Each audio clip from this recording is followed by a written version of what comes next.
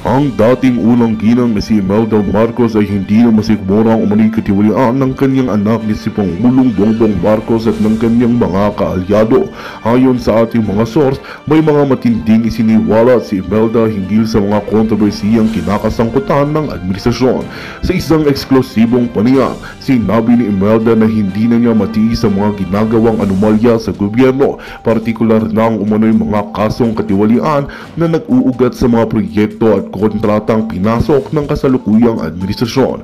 Ayon pa sa kanya, kailangan ng umanong malaman ng publiko ang katotohanan upang maibalik ang tiwala ng bayan sa pamahalaan. Patuloy namang babantayan ang mga susunod na hakbang ni Imelda Marcos at kung ano ang magiging tugon ng Malacanang sa mga aligasyong ito. Sa ngayon, hinihintay pa rin ang opisyal na pahayag mula sa kampo ni Pangulong Bongbong Marcos.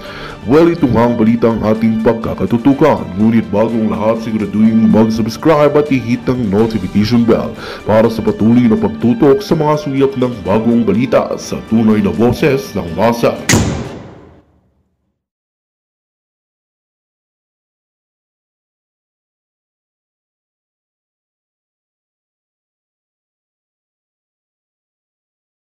Sa inyo to go public na kayo talaga ang gumawa ng dalawang dokumento, yung pre-operation report at ano ho yung pangalawang dokumento? Palagi ko nakakalimutan yung pangalawang dokumento. Yung pre-ops at saka po yung authority to operate. Oo, ano pong naudyok sa inyo para panindigan na ako nga ang may lagda ng dalawang dokumento dahil na kayo po'y lumutang, sumumpa na sabihin ng katotohanan sa Senado, na-authenticate po ninyo yung dalawang dokumentong yon sang-ayon sa ating rules of court, no? So those two documents exist, full stop. Authentic po yan. So tama po dyan si Senator Bato, no? As a lawyer, na-comply na po yung how to authenticate a written document. Pero ano pong naudyok sa inyo para panindigan yan dalawang dokumento na yan?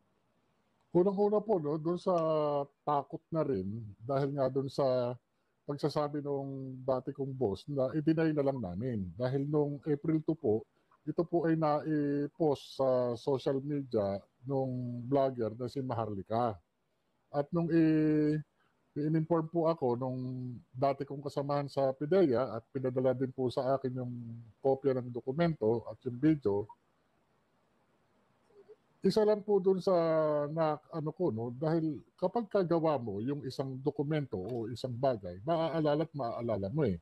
Kaya lang ang takot na umano sa akin noon ay yung pong nakapwesto, yung nakalagay na pangalan doon sa ano no, sa mga dokumento na inilabas nung vlogger na si Maharlika. Kaya ang ginawa ko po doon, matapos ko pong malaman na ito yung dokumentong ginawa ko, yung pinost niya sa social media, ay nagkaroon kagad ako ng pakikipag-usap doon sa aking kasamahan. At yung nga, ay pumunta siya doon sa dati naming kasama na yung boss ko, si Agent Francia. At doon sa speaker po nung telepono, nung dati kong kasama na si Curioso, ay nakapag-usap kami, nakapagpalitan kami sa pamamagitan ng hawak niyang cellphone na naka-speakerphone. At doon nga po, sinabi na i-deny na lang, deny ko na lang para wala nang gulo. At dahil nga, director na siya ng ano no, doon sa PIDEA, ako nasa labas naman. Basta siya, i-deny na lang daw niya. At yun naman po, nakumpirma naman po niya na talaga nasabi niya. Kaya lang sinasabi nga niya, nasabi ko nga yun, hindi kay Morales, hindi nga rin sa akin, kundi doon sa ibang taga-PIDEA. Sabi ko, napaka-imposible naman po yun. Kaya nga, ngayon, yung ano po niya, no, yung pagkakalabas niyan, ang isa po dun sa pumasok sa aking isipan, kung i-deny ko na lang din. Kaya lang nag-alala po ako. Dahil baka po lumabas yung confidential informant at saka kung ilabas yung dokumento na yan ano na mahawakan ng ano no sa investigasyon at i-compare yung aking pirma, pag dininay ko yan, lalo ako mapapahamak. Yun po yun. Ang sa akin lang po... Sinasabi niyo po na ang nag-udyok sa inyo para panindigan ng katotohanan ay dahil lalabas at lalabas din naman ng katotohanan. Opo, lalabas at lalabas. Kasi yung pagdidinay po yan, talagang pumasok din po sa isip ko yan. Kaya nga po magmula nung April 2, April 2 hanggang April 7. Kaya nung kinonsulta ko ang aking pamilya, at yun nga po ang payo din sa akin, sumulat na ako sa PIDEA para magpaliwanag ng side ko. Yun po ang ginawa ko. Sa akin naman po, in good faith naman po ako eh. Kaya nga po ako sumulat diretso kay Director General Lasso at Capiparnis po ang Malacanang para po doon sa kasi hindi ko po alam kung ano yung magiging kahihinatnan nitong paglabas ng mga dokumento na ito. Kaya ako sumulat dahil ipakita ko sa kanila na willing and able ako na humarap sa kahit anong investigasyon para magpatotoo po kung ano po yung kwento sa likod niyan, kung ano po yung nangyari. So ibig sabihin, bukod dun sa lalabas at lalabas na pirma nyo naman talaga yan, no, dyan sa dalawang dokumento na yan, nais nyo pong linawin din na wala kayong kinalaman dun sa pag-leak out ng document na yon. Totoo po yun. Yun yung kasi, yun po yung isa dun sa nakabigat po dun sa sa kalagayan ko. Kasi nga, biruin nyo, kung ba presidente na ngayon, yung nakalagay na pangalan dun, basta na lang ako ilalaglag ng PIDEA. Yun po yung isa dun sa nakabigat sa akin eh. Kung ba presidente na yun nakalagay dun, ilalaglag na nila ako. Ako nasa labas, ako na lang ang ipipin daw nila. Well, ang dahilan po, kaya napakadami kong mahanga ngayon sa inyo, dahil Marcos nga yung pinanindigan ninyo. No? Yung kanyang ama, meron $2 billion judgment dahil sa paglabag sa karapatang pagtao na hinain ng ilang mga biktima sa Amerika at hanggang ngayon po, hinahabol sila tungkol dyan. Tapos, naglakas loob kayo para magsabi na meron ding issue dito si Marcos Jr. No, na posibilidad na siya ay gumagamit ng pinagbabawal na gamot. No? So, ano naman yung nagtulak sa inyo na to take a stand against the most powerful man in this country na sumusunod sa yapak na kanyang ama sa pagiging diktador? Sa akin po, bilang alagad ng batas, ang motivation ko lang naman po sa trabaho ko ay yung pagkakakita doon sa ipinresinta ng confidential informant na 5 litrato, iba't ibang klaseng litrato.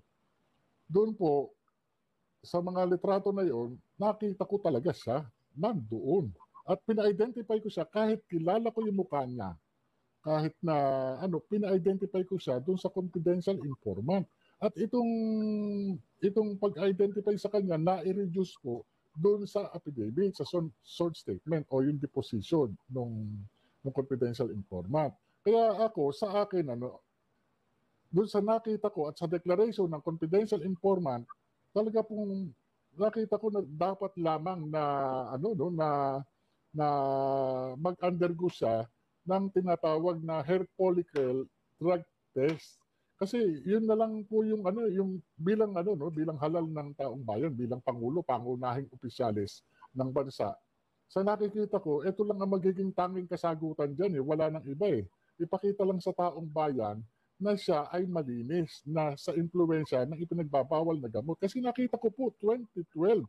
Ngayon, papaano po bilang alagad ng batas, dumating sa punto ako na paano maipapakita nitong ating Pangulo ngayon na talagang siya ay malinis na doon sa impluwensya ng ipinagbabawal na gamot.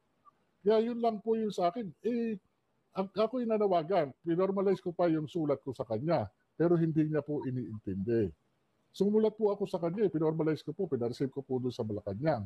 Ang ano ko sa kanya, para maipakita mo sa taong bayan na malinis ka, para wala na itong issue, gawin mo na yung hair follicle drug test. Kasi nakita ko po talaga at ito yung pinakita ng confidential informant. Ngayon, kung nagkataon lamang po, sana kung natuloy yung operation noong 2012, yun po, mapapatunayan. Oo. Malalaman ang katotohanan kung natuloy yung raid, no? Opo, malalaman po noon kung sinabi niyo na meron 5 larawan. Wala kayong idea kung nasa na yung larawan na yan. Nandun po sa opisina kasi lahat po ng files na yun, nasa folder po yun. Yun po, yung folder na yun, meron pong cover sheet yun na confidential, na kulay blue. May cover sheet po yun. Ngayon, nandun po yung deposition, yung report, yung mga litrato, yung authority to operate, yung pre-ops, andun po. Yung kasi nga hindi po natuloy, andun po dun sa opisina. Yung sinusay po ni confidential informant, may kopya ba kayo niyan? Wala po, nandun po Pero doon po ginawa yun sa opisina.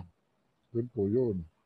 Kaya isang controversial is, ang sabi nyo, alam na alam sa PIDEA nung lumantad yung confidential informant, Tapos may ilang empleyado ng PIDEA na nagsabi na hindi totoo, lumabas naman pala, wala naman sila sa PIDEA noong mga panahon na yon. No? May naalala pa ba kayo na nakakita, nakarinig dun sa confidential informant na galing PIDEA, whether or not nandun pa sila sa PIDEA? Alam niyo po, Atty. No, yung mga pangalan na nandun sa sa sworn statement, yung mga pangalan ng nakaharap doon na kasama ko, nakalagay po yun doon.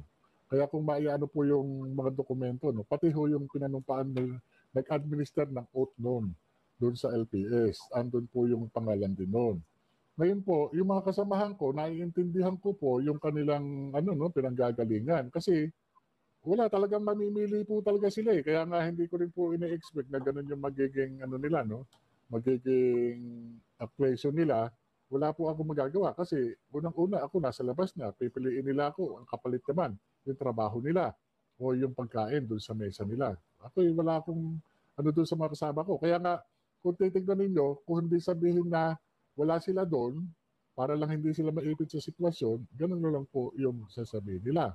Kasi hindi naman po sila po pwede magsabi na hindi nila alam pero wala sila. Kasi masasabi mo lang na wala kang nakita, wala kang kung nandun ka. Kaya nga po ang nakikita ko na nung sinagot nila na wala sila doon sa opisina nung ginawa yun, mukhang dahilan na lamang din po. Kaya nga, naiintindihan ko na lang itong mga ito. Kinukumpirma niyo po na yung mga nag-deny na wala sila doon, naroon sila. At meron silang pangalan doon sa sinumpang salaysay. Alam niyo po, hindi ko lang talaga sila, yung kanilang kalagayan, hindi ko po sila mapipilit o anuman kasi wala naman po akong maipapangako sa kanila. Kaya, sa totoo lang, kahit itong nangyayari na ito, ang alam ko na naiisip nila, napapahamak din sila, katulad ko. Sila na nandun sa loob, mas mahirap yung kanilang kalagayan. Kasi nga po, hindi po biro. Kung ako nga po na nandito sa labas, sobrang po pressure sa akin. Hanap buhay nila yan, nandun pa sila. No? Pero yung subscribing officer ko, nasa PIDEA pa ba yan o wala na? Hindi ko po alam kasi 2012 pa yun. Pero kilala niyo po siya? Naalala niyo kung sino siya? Hindi po ako kasama nung nagpa-administer. Pinapupunta lang po yun dun sa LPS. Well, kasi po, kung narariyan yung malarawan na yan at saka yung sworn statement na yan, sa ating saligang batas po, na meron tayo karapatan ng taong bayan sa impormasyon na nakaka-apekto sa kanila sa pang-araw-araw na buhay. At bagamat nabigo ako ng isang congressman na isa batas yung freedom of information, ang dating Presidente Rodrigo Roa Duterte naman po nag-issue ng Executive Order number 1 na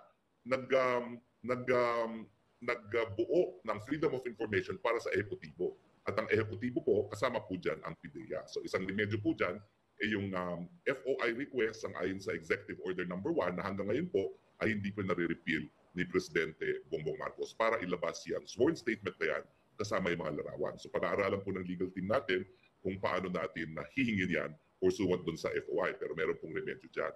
Now, ang susunod na tanong ko naman po, bakit po kayo nanahimik ng halos isang dekada, mahigit pa sa isang dekada?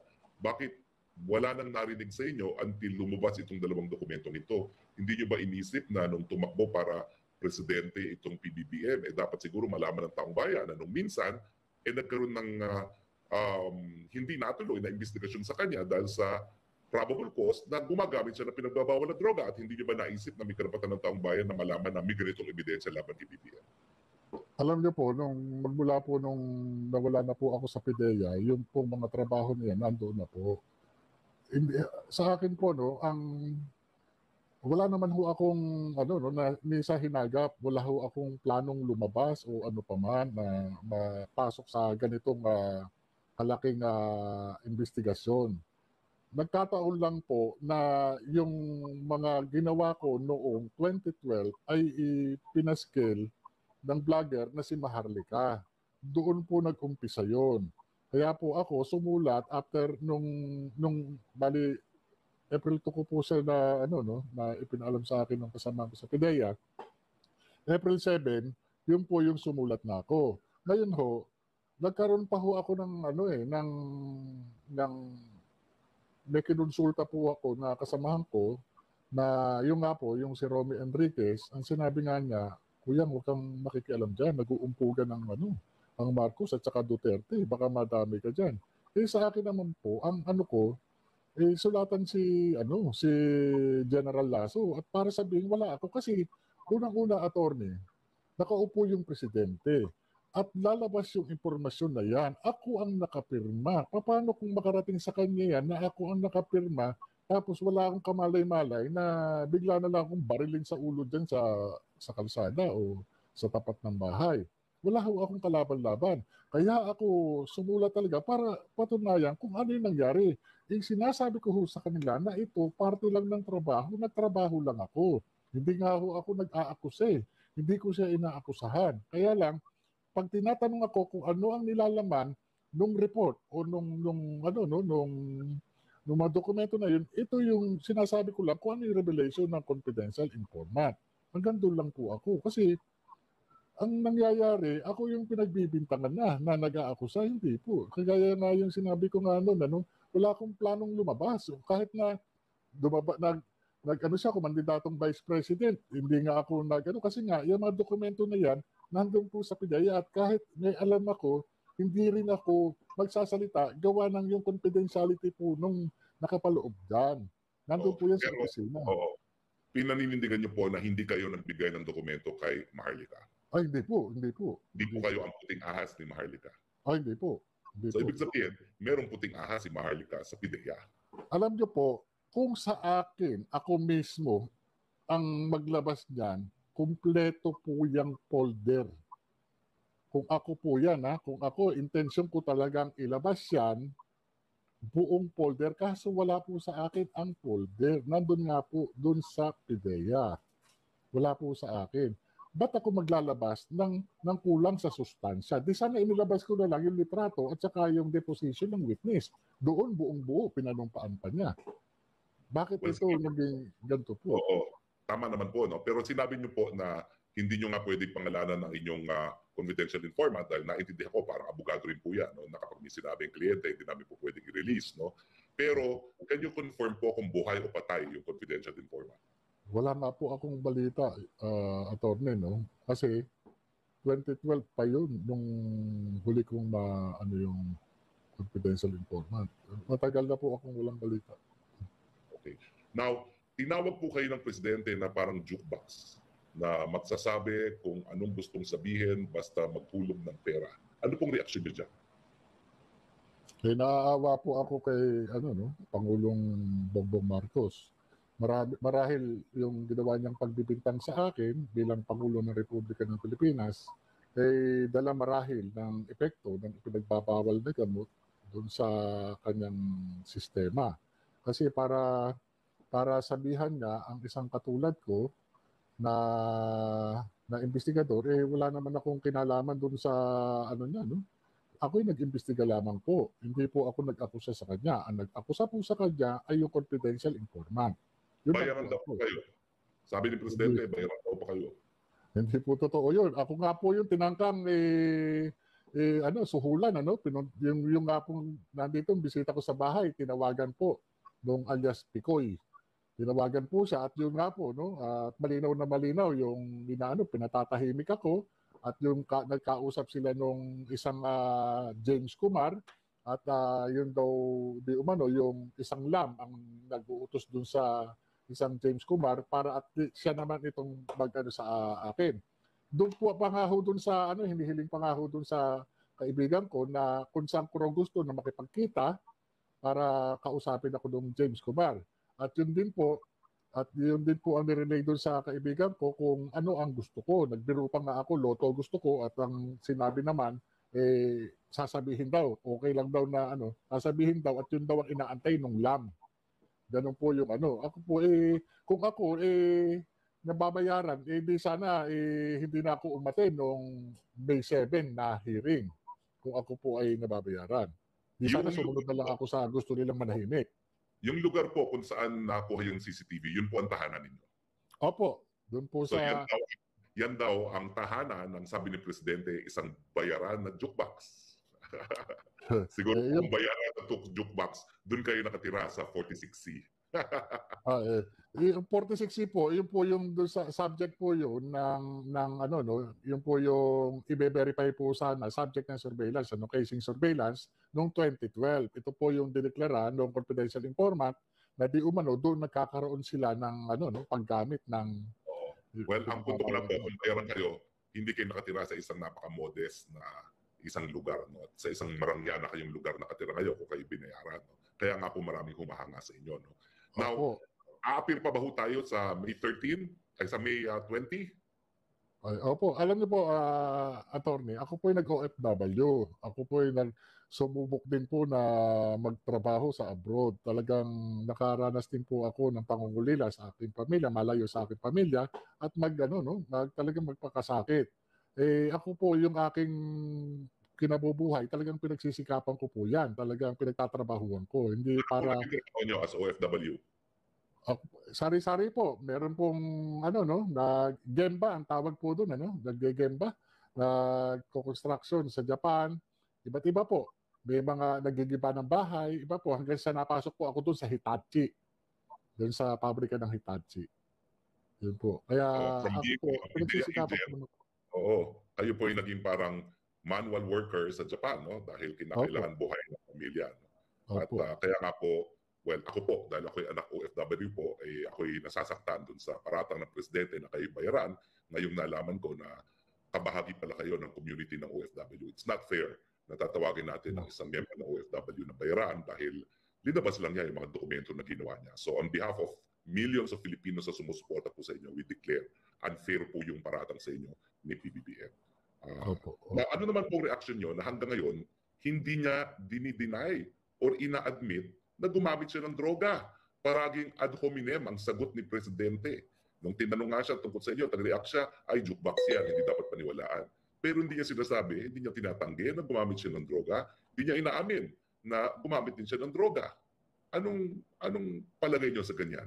Neither admit nor deny. Yun nga po, no? Isang palatandaan lamang po na may itinatago talaga siya. Natatakot siya na malaman ng publiko o ng sambayan ng Pilipino na siya ay hindi pa makakawala doon sa kanyang bisyo. Yun po yun. Ang balita po na lumabas sa hearing ay yung binara nyo si Senator Estrada, at alam niyo naman itong si Senator Estrada, pikon na pikon dahil nung second hearing pa lang, sa social media, talagang ang mga netizens ay sinasabi, palagi mong sinisiraan si Morales, hindi pa naman convicted si Morales, ikaw convicted na. Ikaw ay sinabi nyo talaga ngayon. Ano naman ang nag-udyok sa inyo para sabihin na yan, harapan kay Senator Estrada?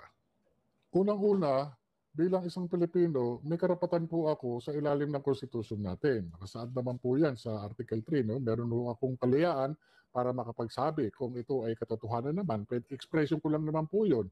Ang sinasabi ko naman po sa kanya, hindi pa naman ako napapatunayan ng hukuman. Samantala siya ay convicted na.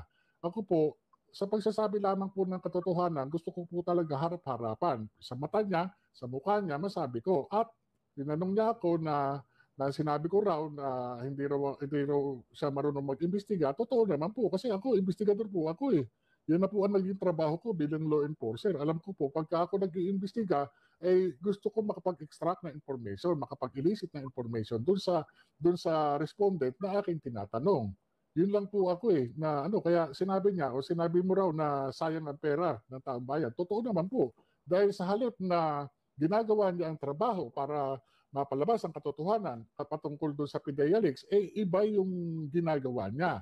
Ang tinuturing niya ako, akusado, at sa halip na resource person na makakatulong para makapagbigay ng inputs doon sa kanilang sinasagawa investigasyon.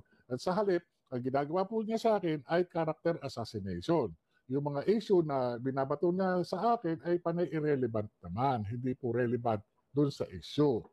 Ngayon po, kagaya po nung lumabas yung Picoy kanina, sa halip na makakuha ng sustansya doon sa pamagitan ng pagtatanong sana doon doon kay Picoy, ay hindi po niya hindi po siya nag-aksaya na makuha yung dapat malaman ng publiko. Sa halip, talagang ang ginagawa niya ay inaatake niya ang aking personal na buhay. Kagaya kanina, nung sinabi kong convicted siya, sabi niya, bakit ko raw pinakikialaman yung kaso niya? Bakit niya pinakikialaman din yung kaso kong mga kinakaharap na hinaharap ko naman? Hindi po ba? Hindi ba Parang, kayo natakot sa kanya nung siya'y pasigaw-sigaw at siya'y senador? Wala ba kayong takot na naramdaman nung siya'y parang nagdadabog na? alam niyo po, ako bilang alagad ng batas, hindi po ako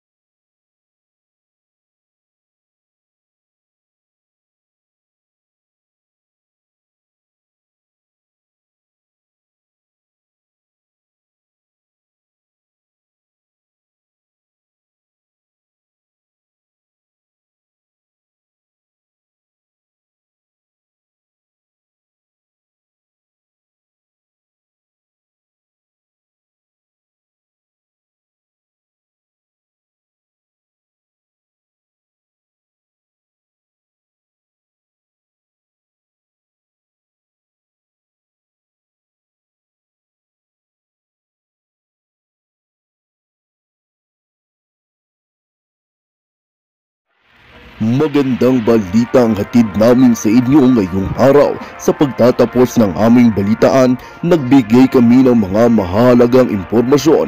Maraming salamat sa pagtutok at pagsuporta sa aming programa. Huwag kalimutang manatili sa mga susunod na araw para sa mga bagong balita at mga kwento na dapat nating abangan. Mula sa Boses ng Masa, magandang araw Pilipinas!